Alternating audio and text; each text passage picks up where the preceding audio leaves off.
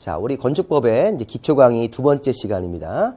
자, 이번에는 우리 앞 시간에 이제 뭐 건축물이 뭐고 공작물이 뭐다, 또 건축이라는 행위와 대선이라는 행위가 뭐다라는 것을 건축법 내에서 정의를 하고 배웠습니다. 자, 이번에는 건축물의 종류, 용도입니다. 용도. 자, 우리 건축물의 종류를 용도라고 부르는 거예요. 법적으로는. 그래서 건축물의 용도는 29종류가 있다. 이게 결론이죠. 굉장히 많죠. 우리 바깥에 있는 여러 종류의 건물들이 많이 있는데, 어떤 건물은 뭐 김밥집도 있고, 어떤 건물은 노래방, 또 어떤 건물은 뭐 숙박시설 같은 모텔, 여러 종류의 건물들이 주변에 많이 있는데, 걔네들을 관리할 때는 건축법에서는 29가지로 관리를 하게 되어 있습니다. 자, 그래서 우리가 일단 시험 문제에서는 여기 이제 이 앞 페이지 너무 내용이 많아서 두 개로 좀 나눠봤는데, 이 앞쪽에서 1번부터 10번까지 용도를 제가 좀 간단하게 설명을 좀 드리고, 뒤에 보시면 11번부터 29번까지 용도까지가 좀 있습니다. 그래서 이제 여기서 뒷부분은 별로 중요한 부분은 아니지만 그래도 몇 가지 좀 봐둘 것도 있어요. 그래서 이제 시험 문제에서는 주로 이제 앞쪽에 1종 근린생활시설하고 2종 근린생활시설을 주로 많이 다룹니다. 또 단독주택에는 다중과 다가구라는 게 들어가고, 이 공동주택에는 아파트 연립 다세대 같은 것들이 포함되어 있다. 그래서 걔네들의 의미를 이제 파악하시는 게 중요합니다. 자, 그래서 이 앞쪽에 1, 2, 3, 4번 용도까지는 좀 유심히 여러분들 좀 보셔야 되겠습니다. 자, 우선 건축법상 1번 용도는 단독주택입니다. 단독주택은 한 건물 안에 설령 여러 개의 방이 있더라도 등기가 하나로만 되어 있으면 얘네들은 단독주택이 되는 거예요. 반면 우리 공동주택, 아파트 연립 다세대는 한 건물 안에 독립적으로 살 수 있는 방들이 여러 개가 있는데 구분 등기가 되어 있을 때 우리가 일반적으로는 공동주택이라고 분류를 합니다. 그래서 이제 등기에 따라서 구분 등기가 안 돼 있는 건물들은 단독주택, 구분 등기가 되어 있으면 공동주택이 되는 거예요. 자, 1번 용도 단독주택 안에는 실제 이제 본 단독주택이 들어가면서 다중과 다가구라는 게 들어갑니다. 여러분, 그 다중주택은요, 하숙집이라고 기억을 하시고요. 다가구 주택은 다가구 원룸주택 이렇게 기억하시면 좋겠습니다.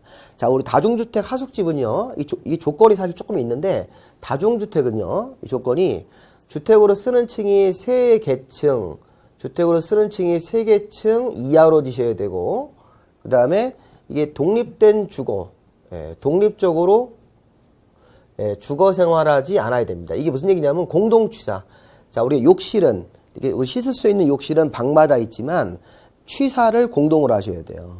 그 3계층이야 독립된 주거 형태가 아니고, 그다음에 면적은 뭐 330제곱미터 이하. 보통 뭐 이런 식으로 나눕니다.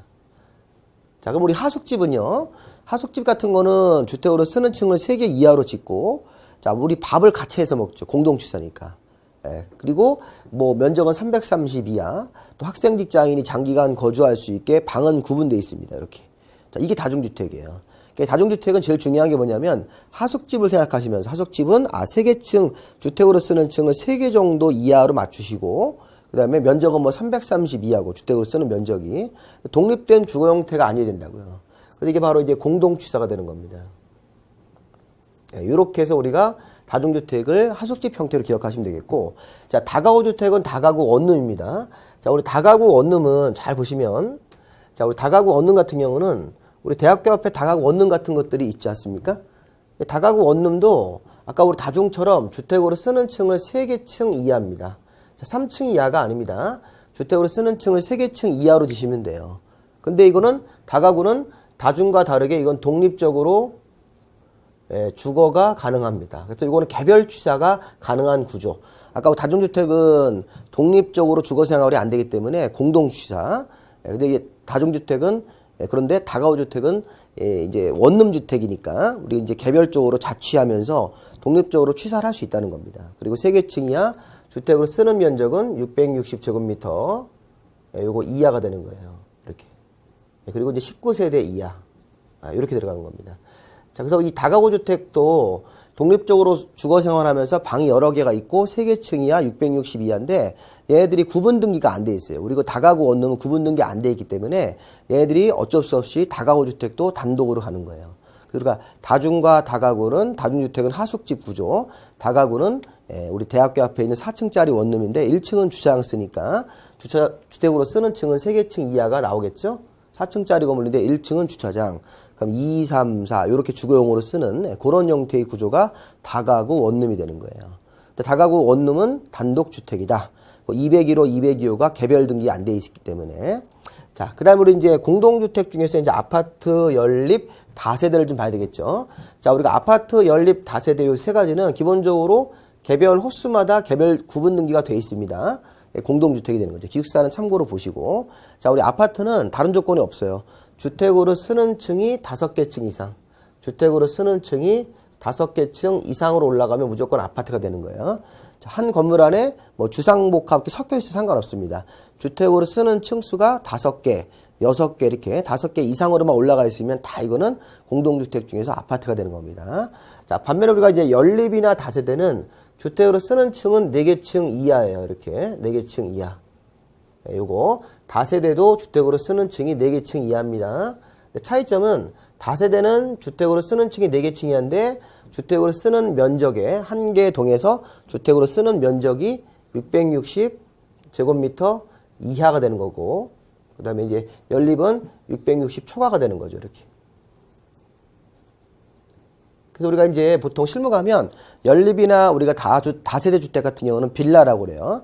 빌라인데 연립주택은 한 동에서 주택으로 쓰는 면적을 다 합해서 연면적 개념으로 보시면 됩니다. 바닥 면적이 합이 연면적이니까 660을 초과하면서 4개 층 이하 연립, 660 이하면서 4개 층 이하면 다세대. 자, 아파트는 면적 조건은 없습니다. 요거는 꼭 기본적으로 좀 아셔야 돼요. 아파트가 뭐고 연립이 뭐고 다세대가 뭔지는. 자, 그 다음에 이제 1종 근생, 2종 근생. 우리 줄여서 1종 근린생활설, 2종 근린생활설. 자, 얘네들은 우리가 주거생활이나 일상생활을 하는데, 자, 1종 근생 같은 경우는 주거나 일상생활에 필수적으로 있어야 되는 상가업종들이 있어요.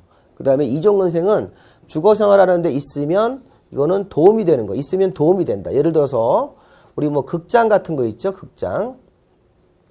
우리 극장은 문화생활하는 데 도움을 주고 이렇게. 여기 보시면 공연장으로 극장, 종교집회장으로 교회, 성당, 사찰 같은 거는 있으면 도움이 되는 거지 주거생활하는 데 반드시 있어야 되는 건 아니라는 거예요. 근데 일종 근생 같은 경우는 우리가 일상적인 물건을 사는 소매점들하고 그다음에 여기 의원 아플 때 가는데 우리 개인이 운영하시는 의원, 뭐 세탁소, 미장원 이런 게 들어가 있네요. 이런 것들은 주거생활하는데 필수로 보는 거예요. 그래서 여러분들 이제 그 사실은 주택 주변에 보면 이런 1종 근생, 2종 근생은 상가 업종들이 여러 가지 우리에게 서비스를 제공하고 있습니다. 근데 1종 근생을 공부할 때는 주거생활하는데 꼭 있어야 되는 것들. 자, 먼저 볼게요. 소매점. 1000제곱미터면 일상적인 물건을 파는 소매점들입니다. 자, 우리 편의점, 슈퍼 이런 거, 편의점, 슈퍼, 그 다음에 옷가게, 의류, 그 다음에 약국 이런 것들이 다 여기 소매점에 들어가는 겁니다. 서점도 들어갑니다. 우리가 이제 소매점 같은 경우는 우리가 이제 아까 얘기하신 뭐 의약품을 파는 약국, 그다음에 책을 파는 서점 같은 것들, 그다음에 아까 얘기하는 뭐 편의점 같은 것들, 일상적인 물건 사는 편의점 같은 것들, 의류점 이런 것들이 다 이게 소매점에 들어갈 수 있습니다. 자, 그다음에 휴게음식점, 제과점으로 300 미만인데 이거는 자, 술을 안 팔고 음식만 파는 곳. 자, 우리 음식만 파는 곳을 우리 공법에서 건축법에서 휴게음식점이라고 그래요. 참고로 여기 2종 근생에 보면 일반 음식점이라는 게 있어요. 여기 일반 음식점. 자, 일반 음식점은 음식과 주류를 같이 파는 곳입니다. 자, 휴게음식점은 음식만 제공한다. 그래서 휴게음식점이 면적이 300 미만이면 1종 근생으로 갑니다. 자, 아무래도 2종 근생으로 가면 규제가 조금 더 많습니다. 자, 1종 근생에 있는 게 규제를 좀 덜 받아요. 자, 그래서 휴게음식점, 제과점 300 미만. 사이즈가 있을 때는 사이즈도 같이 좀 보셔야 됩니다. 자, 이용원, 미용원, 머리하고 우리 목욕하고 세탁하는 곳은 면적 없이 1종 근생, 주거생활 하는데 필수로 필요하다. 자, 우리 감기 걸렸으면 의원, 치과인 가서 주사 한 대 맞아야 돼요. 약도 먹고. 자, 이런 것들도 우리가 1종 근생으로 보는 거죠. 자, 우리 부동산 중개사무소도 30제곱미터 미만이면 주거생활 하는데 필수로 있어야 되는 1종 근생으로 봅니다. 자, 반면에 우리가 2종 근생들. 자, 우리 2종 근생에서는 자, 있으면 도움이 되는 것들이에요. 공연장으로 극장, 영화관, 500 미만인데 자, 극장, 영화관 같은 공연장은 500 미만이면 자, 2종 근생. 만약에 공연장이 사이즈가 500 이상이 되면 여기 5번에 문화 및 집회시설 이쪽으로 가셔야 됩니다. 참고로 봐두시기 바랍니다. 500 이상이면. 우리 세종문화회관, 예술의 전당 이런 큰 극장, 공연장 이런 것들은 5번에 문화 및 집회시설이 되는 거예요. 자, 그 다음에 여기 종교집회장으로 교회나 성당 사찰인데 이것도 500 미만이면 2종 근생. 자, 500 이상이면 여기 종교시설로 갑니다. 자, 교회나 성당 사찰도 사이즈가 크면 6번으로 가는 거니까 요 이종근생하고 요 4번에 밑에 5번, 6번도 같이 좀 비교를 좀 해놓으실 필요가 있겠습니다. 자, 그 다음에 주거생활하는 데 있으면 도움이 되는 것들. 자, 휴게음식점이 300 이상이네요, 이상. 아까 300 미만이면 1종근생인데 300 이상이면 2종으로 가시는 거예요. 자, 일반 음식점은 음식과 술을 같이 팔기 때문에 규제를 좀 많이 받아야 돼요. 그래서 면적 없이 2종근생이 되는 겁니다. 일반 음식점은. 자, 장의사, 동물병원, 자, 그 다음에 동물 미용실 같은 것들도 면적 없이 2종근생, 독서실, 자, 우리 체력단련장, 헬스장 같은 거, 골프 연습장, 볼링장 이런 것들도 우리가 2종근생으로 보시는 게 맞겠습니다. 그래서 우리가 독서실, 그 다음에 체력단련장, 골프 연습장 같은 것들. 자, 부동산 중개사무소 같은 경우는 500 미만이면 2종근생. 아까 부동산 중개사무소가 30 미만이면 1종이고, 30 이상 해서 30제곱미터 이상에서 500 미만 사이로 들어가면, 여기 이제 좀 규모가 큰 부동산 중개사무소는 2종근생으로 분류하게 되어 있습니다. 자, 그 다음에 우리 다중생활시설 고시원이죠. 이런 고시원도 500 미만이면 2종근생. 그 다음에 단란주점, 안마술소, 노래연습장 참고로 보시면서 이게 2종근생과 1종근생을 조금 이렇게 자주 보셔가지고 비교를 좀 해주실 필요가 있겠습니다. 1종은 주거생활하는데 필수적인 것들, 2종은 주거생활하는데 있으면 도움이 되는 것들이니까 노래연습장 이런 것들은 주거생활하는데 필수는 아니잖아요. 이게 안마술소 같은 거, 우리 맹인들이 안마해주고 이런 것들. 자, 그 정도까지 한번 좀 보시고, 자, 우리 5번에 문화 및 집회, 공연장, 예식장 이런 것들인데, 공연장 500 미만이면 2종근생, 500 이상이면 문화 및 집회시설. 종교 집회장, 교회나 성당 사찰도 500 미만이면 2종근생, 500 이상이면 종교시설. 이렇게. 자, 나머지부터는 이제 참고로 한번 읽어볼게요. 자, 우리 판매시설 같은 게 도매시장, 소마시장 같은 백화점 같은 거 얘기하는 거예요. 물건 사고 팔고 하는 시장 같은 것들이라든가 대규모 백화점, 마트 같은 것들. 자, 운수시설이면 여객, 자동차, 터미널, 우리 강남 고속버스 터미널, 철도 역사, 서울역 같은 거, 공항 이런 것들이 운수네, 운수. 자, 그 다음에 9번에 의료시설, 병원. 자, 우리가 의원은 아까 우리 1종근생이에요. 개인이 운영하는 의원, 치과의원은 1종근생. 주거생활하는데 필수인데 우리가 이제 큰 병이 나오면 병원 가서 고쳐야 됐습니까? 이렇게 의료시설 가는 겁니다. 10번에 교육시설, 학교라든가 뭐 도서관 같은 것들 있습니다. 여기까지 한번 좀 보시고 나머지 우리가 뭐 11번에 노유자, 뭐 수련시설, 그다음에 운동시설 이렇게 해서 쭉 업무시설. 이 업무시설에 오피스텔이 들어갑니다. 우리 이제 공공업무 그러면 정부 관청들이고 우리 행정청의 관청들이고 일반 업무용 빌딩들인데 여기에 오피스텔이 들어가는 거니까 한번 읽어보시고 자 15번에 숙박시설 자 우리 숙박시설에 여기 호텔 여관 들어가고 아까 다중생활시설 고시원이 들어가는 거예요. 고시원 자 이 고시원 다중생활시설이 500제곱미터 미만이면 2종근생인데 이 500 이상으로 사이즈가 크면 숙박시설이 되는 거예요. 숙박시설 네, 그리고 이제 16번 좀 번호가 좀 동그라미가 좀 빠졌는데 위락시설 자, 우리 술 먹고 노는데 단란주점, 유흥주점 같은 거, 무도장, 나이트클럽 이런 것들은 다 우리가 위락시설이 되는 겁니다. 17번에 공장, 18번에 창고, 참고로 보시고, 20번에 자동차 관련시설, 우리 주차장, 세차장 이런 것들, 자, 동식물 관련시설, 축사 이런 것도 있습니다. 자, 자원순환 관련시설, 이런 것들은 우리 뭐 하수도 같은 것들, 고물상, 자, 교정군사시설, 그 다음에 방송통신시설, 그 다음에 25번에 발전시설, 발전소 같은 거, 26번에 묘지 관련시설. 이 묘지 관련시설하고 장례시설을 헷갈리시면 안 돼요. 자, 우리가 그 장례시설이 여기 사람 죽으면 사람 장례식장도 있고 동물, 우리 애완견들 이렇게 죽으면 동물 전용 장례식장이 새로 있는데, 새로 생겼는데 장례를 치르고 우리가 26번으로 가는 거죠. 28번에 해서 우리 사람 죽으면 장례식장에서 장례를 치르고 나서 묘지 관련시설 가가지고 화장을 하고 여기 이제 이 봉안당이라는 게 납골당이죠. 묘지 같은 것들, 동물 전용 화장실 같은 게 있으니까 구별을 좀 하실 필요가 있겠습니다. 만약에 장례식장은 묘지 관련시설 이렇게 하면 틀려요. 별도로 따로 좀 보시는 겁니다. 장례식장은 장례시설이 되는 겁니다. 자, 그리고 27번에 관광휴게시설, 야외음악당, 야외극장, 우리 고속도로 휴게소 이런 것들도 있습니다. 29번은 참고로 좀 보시고 이렇게 자, 이거를 다 보시는 게 아니라 한번 이렇게 보시면서, 우리 건축법에는 이렇게 29가지의 건물을 분류하는데, 앞에 우리 배웠던 거, 단독주택, 공동주택, 1종 근린생활시설, 2종 근린생활시설, 요거 위주로 그 안에 뭐가 들어가 있는지를 좀 구별을 하실 필요가 있겠습니다. 자, 근데 이제 문제는 이 29가지 용도에서 용도 변경이라는 걸 할 줄 아셔야 돼요. 용도 변경. 자, 우리 용도 변경은 뭐냐면, 자, 요즘에 이제 어떤 경우가 가끔 있냐면, 뭐, 예를 들어서, 우리가 여기 그 예식장 같은 경우가 여기 보시면 5번에 예식장 문화 및 집회 해설 이런 걸 하시다가 만약에 예식장 같은 걸 하다가 영업이 잘 안 될 수 있지 않습니까? 요즘엔 예식 문화가 많이 바뀌어가지고 자 예식장이 만약에 장례식장으로 바뀐다 이렇게.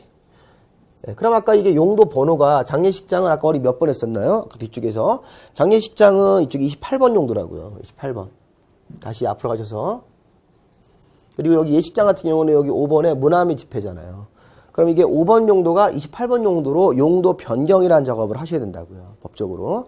용도 변경은 아까 29가지의 그 용도를 배웠는데 거기서 변화가 생기면 용도 변경이 되는 거예요. 근데 용도 변경하는 방법이 있겠죠. 그냥 막 하는 게 아닙니다. 자, 우리가 건축법에서는 용도 변경을 할 때도 용도 변경 허가, 용도 변경 신고, 용도 변경 신청이라는 게 있습니다. 이 건축물 대장 변경 신청이라고 그래서 용도 변경을 할 때는 관청 가서 허가를 받든지 아니면 신고를 하든지 신청이라는 걸 하셔야 돼요. 그래서 그게 어디 나오는 거냐면 요겁니다. 요거 용도 변경. 용도 변경은 이게 아까 우리 건축물의 용도가 29가지가 있었는데 요거를 다시 9개의 시설군으로 재분류를 하는 거예요. 시설군으로 재분류합니다. 예를 들어서 아까 자동차 관련 시설은 이 자동차 관련 시설군 여기 하나가 들어가 있는 거예요. 그다음에 산업시설군에는 공장, 창고, 위험물 저장 처리, 자원순환, 운수, 장례시설, 묘지 관련 시설 이렇게 7개가 들어가 있습니다. 전기통신에는 2개의 시설이 들어가 있고 자 문화 및 집회에는 아까 우리 29가지 중에서 4가지가 들어가 있어요. 그 영업설군에서는 뭐 4개 이런 식으로 해서 시설군 안에 몇 개의 용도가 들어가 있는 거지 않습니까? 이 상태에서 시설군에서 한 칸이 더 위로 올라가면 이렇게 상위군으로 이동을 하면 이게 허가가 되는 거예요. 그리고 하위군으로 떨어지는 형태로 이동을 하면 신고. 그리고 같은 시설군 내에서 옆으로 바뀔 때는 신청이라는 걸 하는 겁니다. 신청. 용도 변경 신청. 아까 우리 자 예식장은 이 문화 및 집회시설 이게 5번 용도죠. 아까 5번 용도. 근데 그거 하다가 아까 장례식장이면 이렇게 위로 올라가는 거예요. 장례시설 쪽으로. 그럼 여기 시설군에서 한 칸, 2칸 이렇게 위로 올라갔죠. 이렇게 상위군으로 올라가면 이건 용도 변경 허가를 받으셔야 돼요. 이렇게. 상위군으로 올라가는 거니까 용도 변경이 이쪽에 있는 용도 이 시설군 분류 이 순서인데 위로 올라가면 허가 밑으로 떨어지면 신고 이렇게 되는 겁니다. 만약에 뭐해서 우리가 뭐 이쪽에서 뭐 운수시설을 쓰다가 뭐 이런 종교시설로 바꾼다 이렇게 하면 밑으로 내려가는 거죠. 이럴 때는 용도 변경 신고하고 가시면 되는 거예요. 이렇게. 네. 그리고 판매에서 운동으로 이렇게 바뀌는 거는 같은 시설군 내에서 바뀔 때는 이건 대장 변경 신청. 용도 변경은 허가가 제일 까다로운 거고 용도 변경 밑으로 신고 그 다음에 신청 같은 경우가 제일 간소한 절차죠. 그래서 용도 변경은 이 시설군 자체를 우리가 이제 이해를 하신 다음에 시설군에서 위로 올라가면 허가 밑으로 떨어지면 신고 같은 시설군 내에서 바뀔 때는 신청이라는 거래요. 다만 여기 1종 근생하고 2종 근생끼리 이렇게 바뀔 때는 이렇게 바뀌는 경우는 신청도 면제입니다. 그냥 하시면 되는 것도 있어요. 그냥. 요거는 그냥 하시는 거예요. 그래서 용도 변경은 사실은 총 방법은 4가지가 있어요. 허가, 신고, 신청, 그냥 하는 거. 요 1종하고 2종 근생끼리 바뀔 때는 같은 근린생활소득 내에 있어서도 바뀌더라도 이거는 신고도 안 하고 신청도 안 하고 그냥 하시면 되는 거예요. 그래서 용도 변경을 할 때는 기본적으로 이렇게 여러분들이 이 시설군이라는 표를 좀 보시면서 이제 나중에 조금 우리 암기하시는 요령이 좀 있어요. 어떻게 하시는 거냐면 요 앞글자를 따서 내 자산을 전문적으로 관리해주는 사람이 이름이 영교인데 자 우리 집 근처에 산다 이렇게 외우시는 겁니다. 자산 전문 영교 근주 자산 전문 영교 근주 그 밖에 이렇게 해가지고 자동차 관련 설구에서는 자동차 관련 시설 하나가 들어가 있다 이렇게 그다음에 산업설군에서는 총 7개가 들어가 있는데 이렇게 한번 외워볼까요?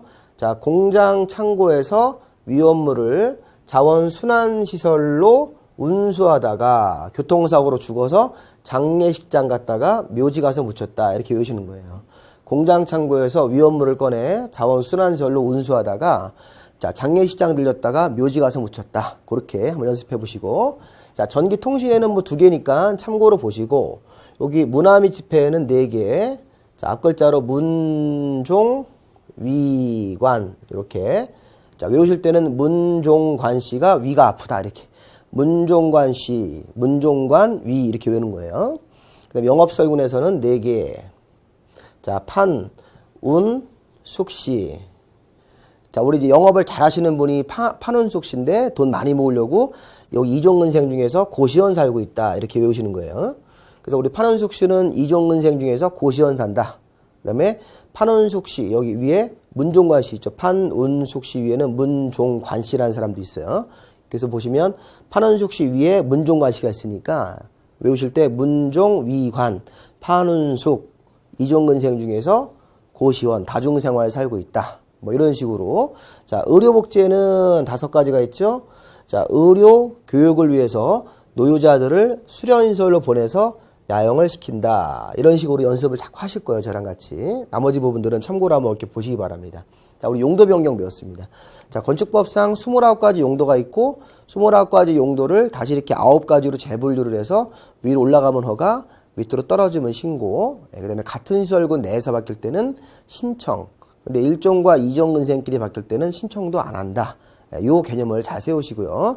요 외우시는 거는 제가 한번 해드렸는데 나중에 우리 다시 한번 또 할 겁니다. 계속 반복해서 하실 거니까 이 용도 변경 뭐 이 시설군 자체를 처음부터 외운다는 건 좀 무리가 있으니까요. 천천히 공부를 하시면 되겠습니다. 자산 전문, 용교 군주 그 밖에 그래서 몇 가지 용도가 들어있는지를 한번 이렇게 쭉쭉 보시면서 한번 확인하시다 보면 29가지 용도도 자연스럽게 우리가 눈에 익게 됩니다. 자, 이렇게 해서 한번 용도 변경까지 마무리 해봤습니다. 자, 일단 여기까지 마무리 하시고, 우리 다음 주제는 건축 허가로 제가 이제 설명을 드리도록 하겠습니다. 자, 수고하셨습니다.